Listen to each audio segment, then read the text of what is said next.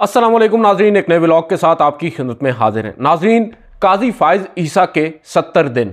आज जस्टिस काजी फ़ाइज़ ईसा को बतौर चीफ जस्टिस 70 दिन हो चुके हैं अपने ऑफिस में, और इस दौरान क्या कुछ होता रहा है एक तो उस पर बात करेंगे। और आज से ठीक 2 माह और 12 दिन के बाद आम इंतखाबात मुल्क में होने जा रहे हैं। 8 फरवरी की तारीख उसका ऐलान भी सुप्रीम कोर्ट ऑफ पाकिस्तान के उस कमरा अदालत नंबर 1 से हुआ, जहां पर chief justice of Pakistan justice Qazi Faez Isa, justice Aminuddin Khan और जस्टिस अतर मिनल्ला विराजमान थे। इलेक्शन कमीशन और सदर मुमलिकत ने आपसी मुशावरत के बाद ये तय किया कि 8 फरवरी 2024 को मुल्क भर में आम इंतखाबात होंगे। अब एक नई बहस ने जन्म ले रखा है, गो के मैं उस बहस में हिस्सा नहीं डालूंगा। मैंने जो बात करनी थी अपनी बेगम से कर ली है बकौल चीफ जस्टिस ऑफ पाकिस्तान के। अगर हमें कुछ तहफ़्फ़ुज़ात हों या कुछ ख़दशात हों इंतखाबात से मुतालिक, तो हम उसको सिर्फ़ और सिर्फ अपनी बेगमात के साथ डिस्कस कर सकते हैं। वो मैंने अपनी बेगम के साथ कर लिया, आपके साथ मैं बिल्कुल नहीं करूँगा। जहाँ तक बात है इंतखाबात के हवाले से इस प्रोपेगेंडे की, जो हो रहा है इसको आप प्रोपेगेंडा कहें, या हो सकता है बहुत से लोगों के पास रिलायबल इंफॉर्मेशन हो जिसकी बेस पर वो ये बात कर रहे हैं कि इंतखाबात होंगे या नहीं। मैं उस बहस में हिस्सा नहीं डालूंगा। आपके साथ एक छोटी सी बात करूंगा कि मैं ये समझता हूं आज भी कि chief justice of Pakistan justice Qazi Faez Isa के हलफ उठाने से काफ़ी अरसा पहले, जब वहम गुमान में भी नहीं था बहुत से लोगों के कि वो चीफ जस्टिस बनेंगे, तो मेरा एक आप कह सकते हैं यकीन था कि चीफ जस्टिस ऑफ पाकिस्तान जब होंगे जस्टिस काजी फ़ाइज़ ईसा, तो मुल्क में हमें एक मुस्बत तब्दीली नज़र आएगी और वो जो फैसले करेंगे उन फैसलों पर अमल दरामद भी यकीनी बनवाया जाएगा। और यही जो आप कह सकते हैं यकीन है मुझे आज भी है जस्टिस काजी फ़ाइज़ ईसा पर। और मैं ये समझता हूँ जो फ़ैसला उन्होंने कुछ अर्सा कबल मुल्क भर में आम इंतखाबात वाले केस में दिया, जब सुप्रीम कोर्ट बार एसोसिएशन के अलावा मुतअद्दिद दरख्वास्त गुजार सुप्रीम कोर्ट में आए थे, याद होगा आपको इमरान खान साहब भी, he was also one of the petitioners. Supreme court of Pakistan की जानिब से कुछ वाज़ेह डायरेक्शंस आई थी, ऑब्जर्वेशंस आई थी। वो अलग बात है कि सुप्रीम कोर्ट ऑफ पाकिस्तान या जो अदालती हुक्मनामा था जस्टिस काजी फ़ाइज़ ईसा का, उस हुक्मनामे के अंदर वो बातें नहीं की गई जो हम एक्सपेक्ट कर रहे थे या हम समझ रहे थे कि अब पता चलेगा कि कोई जुडिशल ऑर्डर आया है। मगर वो बतौर एक सहूलतकार के सुप्रीम कोर्ट ने वहाँ पर अपना किरदार अदा किया। जैसे एक पंचायत बैठती है और उस पंचायत में फ़ैसला किया जाता है, तमाम फ़रीक़ैन को एक साथ बिठाकर एक फ़ैसला मुतफ़िक़ा तौर पर कर लिया जाता है और फिर तमाम लोग उस पर डट जाते हैं, उस पर मुतफ़िक़ हो जाते हैं। यहाँ तक इस हद तक तो वो फ़ैसला बड़ा ही अच्छा है। मगर जहाँ तक ताल्लुक़ है ज़िम्मेदारी आयद करने का, तो जस्टिस काजी फ़ाइज़ ईसा ने उस जानिब तवज्जो नहीं अपनी मबज़ूल की। उसकी दीगर कई वजूहात हो सकती हैं। वो ये शायद समझते थे कि अगर इस तरह ज़िम्मेदारी आयद करने लग गए तो कोई भी नहीं बचेगा, क्योंकि इस वक्त जितने भी लोग हैं जो बरसरे इक़्तिदार हैं या मुक़्तदर हलकों में बैठे हुए लोग हैं, वो सभी उस में आ सकते थे, उन ज़िम्मेदारान की फ़हरिस्त में जिन्होंने जो 7 नवंबर की गालिबन तारीख बनती थी उस तक इंतखाबात नहीं करवाए, जो 90 रोज़ का टेन्योर था।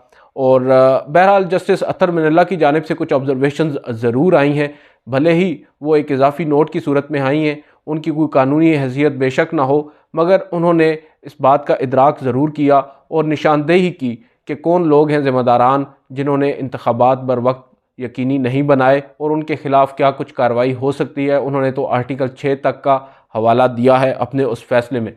अब आते हैं थोड़ा सा आगे।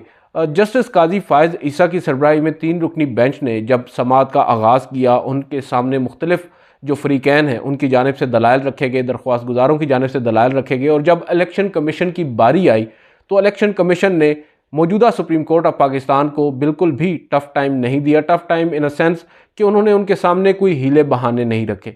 उन्होंने आते ही सबसे पहली बात जो उनके वकील सजील सवाती हैं उन्होंने कही कि हम लोग मुतफ़िक़ हैं, 11 तारीख को हम मुल्क में इंतखाबात करा सकते हैं।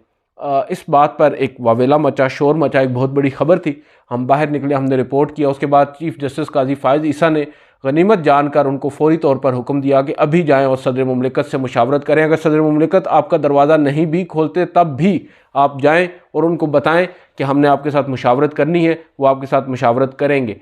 बहरहाल वो गए, उस रोज़ अटॉर्नी जनरल ने बतौर एक सहूलतकार किरदार अदा किया, उनकी आपस में मीटिंग्स कराई गई। एक अलग मीटिंग भी उनकी और चीफ़ इलेक्शन कमिश्नर की सदर मुमलिकत के साथ हुई और उस मीटिंग में ये तय पाया कि 8 फरवरी की तारीख जो है उस पर इंतखाबात करवाए जाएंगे मुल्क भर में। और इससे मुतालिक आइंदा यानी अगले रोज़ सुप्रीम कोर्ट को आगाह किया गया और सुप्रीम कोर्ट ने वहाँ पर एक बड़ी तारीखी लाइन कही chief justice of Pakistan justice Qazi Faez Isa ने कि अब जो तारीख तय हो गई है, जो हम अदालती फ़ैसले का हिस्सा बना रहे हैं, उसको पत्थर पर लकीर समझा जाए। ये तारीख अब हम बदलने नहीं देंगे और अपने अदालती फ़ैसले पर ये अदालत अमल दरामद यकीनी बनवाएगी। ये वो ऑब्ज़र्वेशंस थी जिससे हम जैसे जो लोग हैं उनकी काफ़ी ज़्यादा उम्मीदें बनी कि शायद अब जो पाकिस्तान है इसके अंदर आइन की बालादस्ती हो और जो आइन जिसको एक तवील अरसे से हमने रद्दी की टोकरी में फेंक रखा था, अब उसको उसका जो असल मकाम है वो दिया जाएगा और उस पर अमल दरामद बुनियादी तौर पर यकीनी बनाया जाएगा। और इसी दौरान अब कुछ बयानात चलने लग गए। गुज़िश्ता रोज़ मैंने ट्विटर पर देखा, मुख्तलिफ़ टीवी चैनल्स पर भी दबे अल्फाज में इस तरह के शुबहात का इजहार किया जाता रहा।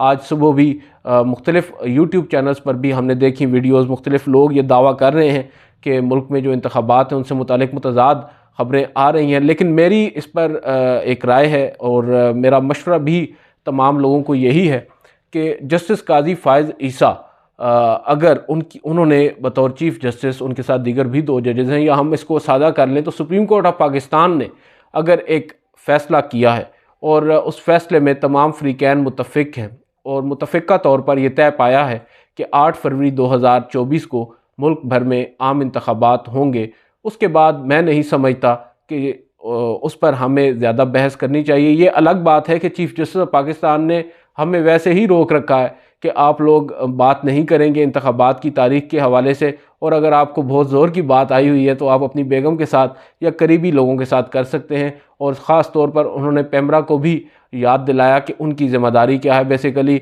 एक सेंसरशिप का माहौल उन्होंने भी क्रिएट किया। उसके ऊपर हमने खैर जस्टिस काजी फ़ाइज़ ईसा पर भी तनकीद की थी। वो अलग बात है कि अदालत की जानिब से ये डायरेक्ट किया गया है कि इंतखाबात से मुतालिक जो क्या आसाराइयाँ हैं उनमें वो ना फैलाई जाए, या फिर जो एक बेयकीनी की सूरत हाल है या इस तरह की बात ना हो कि लोग ये समझें कि इंतखाबात होंगे या नहीं। इस सवाल को बेसिकली वो ये चाहते हैं कि मीडिया एड्रेस ना करे और जो इदारे हैं वो अपना काम करें। अब मैं यही समझता हूँ कि सुप्रीम कोर्ट ऑफ पाकिस्तान का एक फ़ैसला आया है और उस फैसले की बेस है तमाम इदारों ने मुतफ़िक़ा तौर पर यह तय किया है कि 8 तारीख को इंतखाबात होंगे। लेट से 8 तारीख आती है और 8 तारीख को इंतखाबात नहीं होते, उसके बाद तो कम अज़ कम मैं या आप हम हक बजानब होंगे।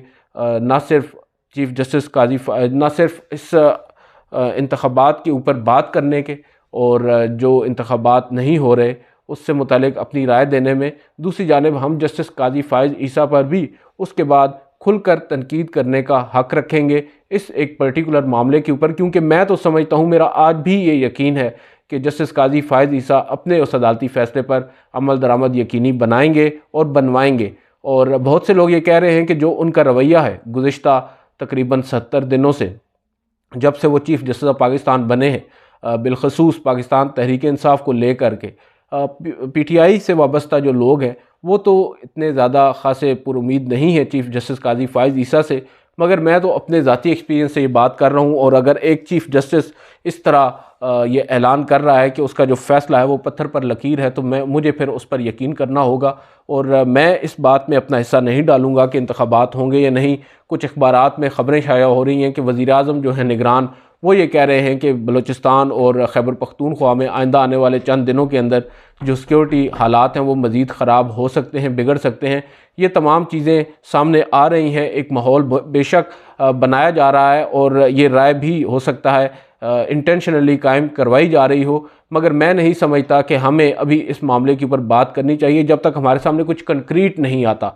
और जब कंक्रीट आएगा तो ऑब्वियसली हम भी बात करेंगे और हम फिर तनकीद भी करेंगे। और जो बात हमने उस वक्त चीफ़ जस्टिस उमर अता बंदयाल के हवाले से जो बातें की थी उनसे ज़्यादा शिद्दत के साथ हम जस्टिस काजी फ़ाइज़ ईसा से मुताल्लिक़ करेंगे। क्योंकि हम ये समझते हैं कि अगर सुप्रीम कोर्ट ऑफ पाकिस्तान एक फ़ैसला देती है जो कि एक एपेक्स कोर्ट है और उसके बाद फिर कोई और कोर्ट बचता नहीं है। अगर वो भी अपने फ़ैसलों पर अमल दरामद नहीं करवा सकती तो फिर इन अदालतों को ही बंद कर देना चाहिए। एक आसान सी, एक सादा सी बात है। और जहाँ तक हम समझते हैं या जहाँ तक हमने देखा है बतौर चीफ़ जस्टिस काजी फ़ाइज़ ईसा साहब को, उनका भी शायद मतमा नज़र यही है कि उनके ऊपर अगर प्रेशर आएगा और वो उसको सस्टेन नहीं कर पाएंगे तो वो फिर घर चले जाएंगे, वो अपनी कुर्सी पर चिपके नहीं रहेंगे। और ये बात उन्होंने हमारे एक सहाफ़ी दोस्त को एक सवाल के जवाब में दबे अल्फाज में कही भी है कि उन पर कोई प्रेशर नहीं है और जब प्रेशर होगा तो वो उस प्रेशर को बर्दाश्त करेंगे। और अगर बर्दाश्त ना कर सके और जो एक होता है मुख्तलिफ लोग होते हैं वो आपको दबाव में डालते हैं तो फिर वो चुप करके अपने घर को चले जाएंगे, बजाय इसके कि किसी और की बिडिंग करें। और होना भी ऐसे ही चाहिए। और यही बात अभी कुछ अर्सा कबल जस्टिस अतर मनीला ने अपने एक फ़ैसले में कही है माजी के कई जजेस साहिबान से मुतालिक, जिनमें जस्टिस AR कॉर्नेलियस हैं या दीगर कई जजेस साहिबान हैं, जिन्होंने उस वक्त अयूब ख़ान के मार्शल लॉ की तौसीक की और बाद में 8-8 साल तक चीफ़ जस्टिस के ओहदे पर उसी अयूब ख़ान, उसी आमिर के दौर में रहे। ना उन्होंने उस आमिर के ख़िलाफ़ कोई फ़ैसला दिया और ना ही अपने ओहदे से इस्तीफ़ा दिया। तो यहाँ पर आकर जो एक आप कह सकते हैं कि दीवार है या एक डिस्टिंक्शन है वो कायम करना होगी। और चीफ़ जस्टिस काजी फ़ाइज़ ईसा को अव्वल तो मैं ये समझूंगा कि जो इस्तीफ़ा देना है ये तो एक एक्सट्रीम लेवल की बात है, मगर उनको चाहिए कि अपने जो अदालती सतह पर जो कुछ वो कर सकते हैं वो करें और जो फ़ैसला वो दे रहे हैं उस पर अमल दरामद यकीनी बनाएं। अदरवाइज़ उनमें और जस्टिस बंदयाल में कोई फ़र्क बाकी नहीं रहेगा, बल्कि जस्टिस बंदयाल ने तो उनसे ज़्यादा बढ़कर आगे बढ़कर कोशिश की थी मुल्क भर में इंतखाबात से मुतालिक। उन्होंने ना सिर्फ अदालती सतह पर बल्कि ये जो आज काम जस्टिस काजी फ़ाइज़ ईसा ने किया है, इसी तर्ज पर जस्टिस उमर अता बंदयाल ने भी एक पंचायती अंदाज में ये कहा था कि तमाम फ़रीक़ैन मिल बैठ कर ये मामलात तय कर लें। आपको याद होगा जब पाकिस्तान तहरीक इंसाफ और PDM की मुज़ाकराती टीमें तश्कील दी गई और पार्लियामेंट के अंदर उनके दरमियान मुज़ाकराती दौर चला और फॉर सम रीज़न्स वो नाकाम हो गया। उसके बाद फिर eventually supreme court of Pakistan को अपना ऑर्डर देना पड़ा और बदकिस्मती के साथ उस ऑर्डर पर अमल दरामद यकीनी नहीं बनाया गया। और वो अलग बात है कि उस वक्त जस्टिस बंदयाल ने भी जिन जो अवामिल थे या जो लोग बेसिकली ज़िम्मेदार थे उस अदालती फ़ैसले पर अमल दरामद ना करने के, उनके ख़िलाफ़ कोई सख्त ऑब्जर्वेशंस नहीं दी, कोई डायरेक्शंस नहीं दी। एक ऑर्डर के अंदर सिर्फ अपना एक फ्रस्ट्रेशन है वो उन्होंने निकाली।